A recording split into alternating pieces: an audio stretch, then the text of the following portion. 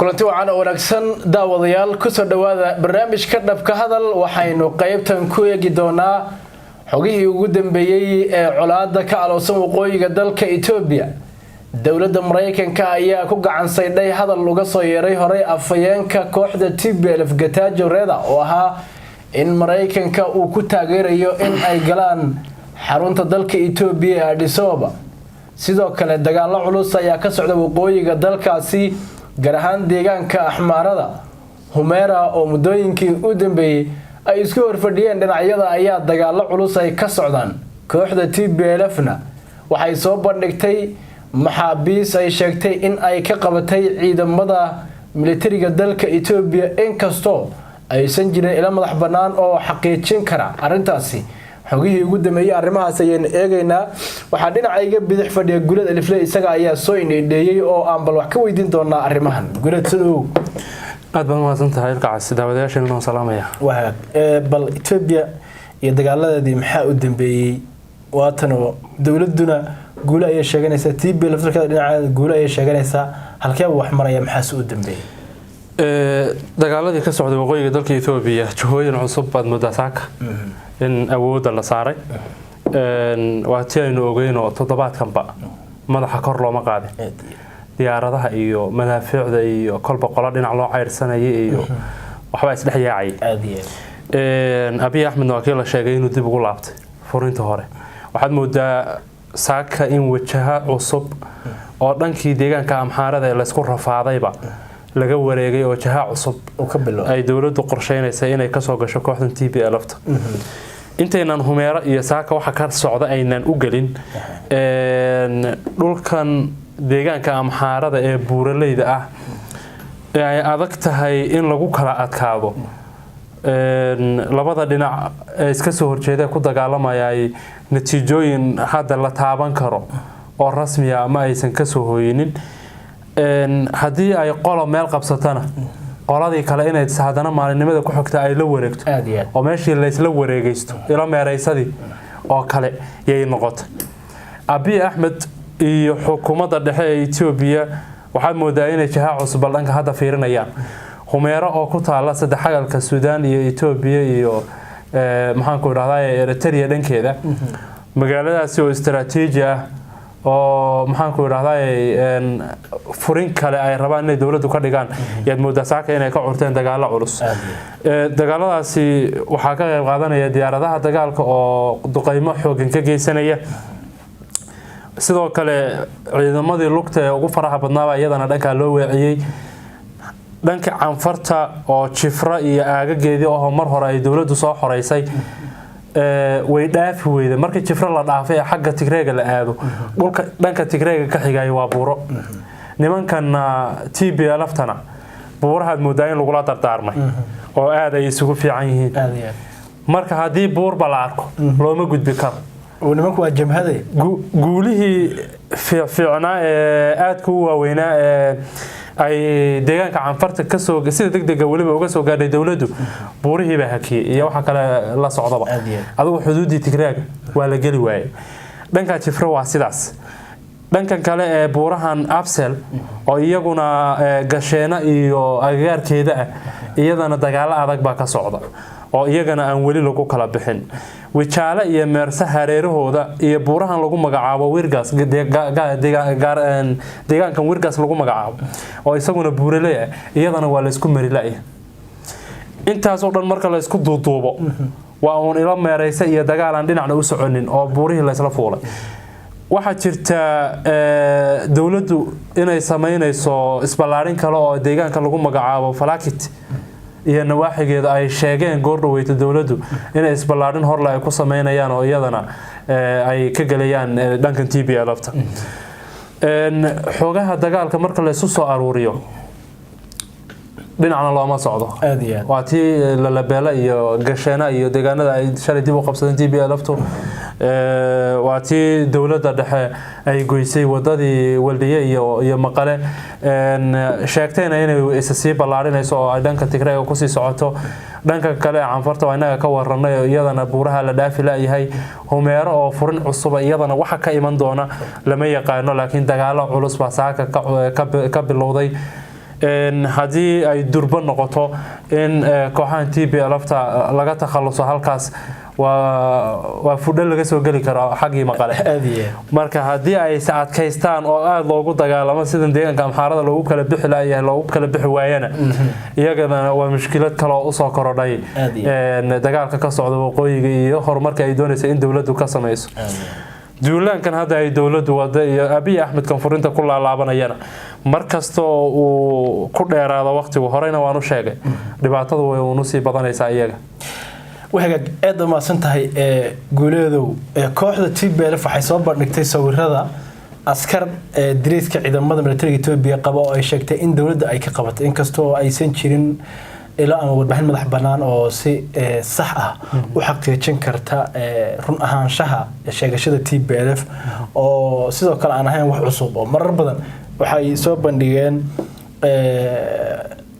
dad diriiskii ciidamada qaba oo ay dhaheen waa ciidamadii dawladuna marka qaar ay tiri waxa weeye waa been abuur oo ma ahan photoshop ku tilmaantay bal maxaabiista soo bandhigeen xaggay ku qabteen waan ogeyn maalmihii dambe iyaguna la eryanayay oo la ceyrsanayay nin la eryanayay sama xabiis u qabanay isagaba waxa weeye ay macquul tahay ma u dhowdahay in la qabto aad ba mahadsantahay marka saaxiibkay horta ciidamada faraha badan ay soo bandhigeen waxay xiran yihiin saa sheegtay diriiska ay ciidamada dalka Itoobiya ay caanka ku ahaayeen aad iyo aad sidoo kale waraysi bay ka qaadeen oo nin waliba deegaanku ka soo jeedo iyo magaciisa oo saddexan iyo qabiilka uu yahay yuu sheegayaa aad iyo aad haddii la dhihi lahaa marka waa dad un la soo aruuriyo iyaga dadkoodii oo maxaan ku idhaahdaa ay diriiskii dawladda u xidheen waxaad moodaa inay adkaanayso in xitaa waxaan arkayay kuwii hore ay soo bandhigi jireen kuwa Soomaaliya ku jira oo af Soomaaliga uu ku adag yahay oo amxaaroobay aad iyo aad ku waxa kamid ahaa ka soo jeeday meeshan Wajale aad iyo aad oo luqadda ka hadlaya adyaabi adeegeeda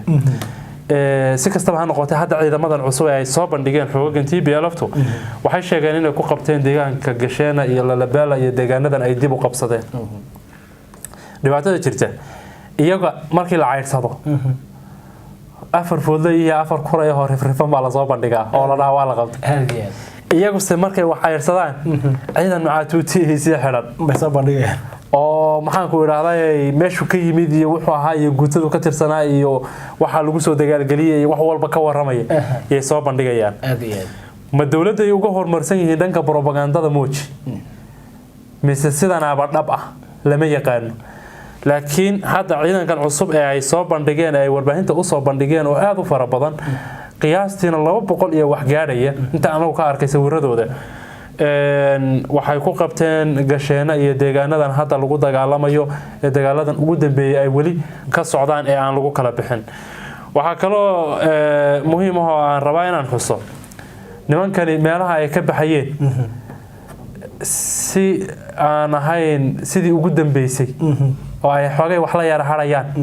ay u burburiyeen deegaanada qaar aad iyo aad maamulka amxaarada waxay sheegeen magaalada Hayk in xafiisyadii dawladdu lahayd ee maamulka uu ku shaqeynayay ay kooxda TPLFtu burburis sawirada ay soo bandhigeen laakiin gurigii uu taagan yahay dagaal yar sokeeye miisaskii iyo muraayadihii iyo wax adugu aan naf lahayn oo waxa ku bixiba uu iska yeeriye yay jajabiyeen laakiin waxaan dhihi lahaa qolada TPLFta hadday wax jajabinayso inay si fiican u jajabiso yaa qurux badnay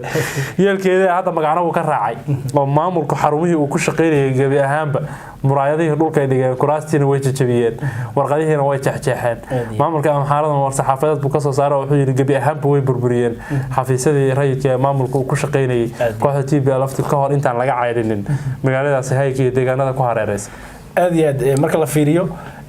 hadda maxaabiistan iyaga ay soo bandhigayaan ma la is oran karaa qorshahoodii ahaa xeelad dagaal baan dhulkan uga baxnay waa u hirgalay oo intay soo laba celiyeen bay sida maxaabiista ku qaqabteen nin uma maleynay maxaabiistan hadayna si iskooda isu dhiibin arma yihiin kuwii hore u hayeen hadda waa suuragal waji kale ka dhigay waa suuragal wixii ku xareysnaa maqale ee faraha badnaa in qayb kamid ah la soo raray oo intii baabuur la soo saaray meeshan la keeno mar labaad hadana la soo duubay laakiin de warbaahin madax banaan oo soo tabinaysa warkan xaqiijinaysana ma joogto inagu se waxaynu arkaynaa waxa weeye maxaabiis aynaan horey wejigooda u arag wuxuu way farabadnaayeen in qaar laga soo dhexulay waa suuragal laakiin maxaabiis aynaan horey wejigooda u arag oo waraysiyo bixinaya oo sheegaya in deegaankan lagu qabtay Gasheena iyo hareeraheeda oo sheegaya deegaamada ka soo jeedaan oo dilays cusub xidhan oo aan u malayn inkii Abiy Ahmed uu waagi dhaweeyay u geeyay markii uu dagaalka gelinayay ay yihiin yaa la soo bandhigay marka kooxdani caan bay ku tahay inay maxaabiista soo bandhigto farsamooyin badanna way taqaanaa dawladana propagandada way kaga fiican tahay mar rumaynayna waxa aan sheegayno oo boqolkiiba boqol waan soo xaqiijinay mali warbaahin caalami ah sidaas oo kala dhihi kartana iyaduna ma jirto laakiin waxa ay sheeganayso ee ay soo bandhigtay inuu ka hadalay aad iyo aad wata afayeenka TPLF maalweyti wuxuu sheegay in Mareykanka uu taageerayo iyaga kuna taageerayo in Addis Ababa ay galaan bal Mareykanka ka jawaabay arintaas horena waxaan ogeyn dawladda Abiy Ahmed in ay eedeymo kala duwan Mareykanka u jeedinaysay ku eedeynayay in uu taageerayo kooxda TPLF Mareykanka muxuu ku yahay hadalkii Getachew Mareykanku jawaab adag buu ka bixiyay hadal uu maalin dhaweeyto afayeenka TPLF Getachew uu siinayay warbaahinta VOA oo kaga hadlayay xaaladaha guud ee waqooyiga dalka Itoobiya Getachew waraysigaas wuxuu ku yiri way adag tahay in la fahmo mowqifka Mareykanka waxay ku hanjabayaan inay labada dhinac ee dawladda dhexe iyo annagaba ayna cunaqabatayn doonaan Mareykanku waxay ka baqayaan buu yiri in TPLF ay jeebka kala soo baxdo madaxadaygoodii uu isku ogaabayeen madaxadagii isagii groupkiisa inay madaxadagihiin oo qarfarna jacayeen way isku ogaayeen wuxuu ku leeyahay Mareykanku waxay ka baqayaan in ay TPLF la soo baxdo madaxadaygeedii ay ahaan jirtay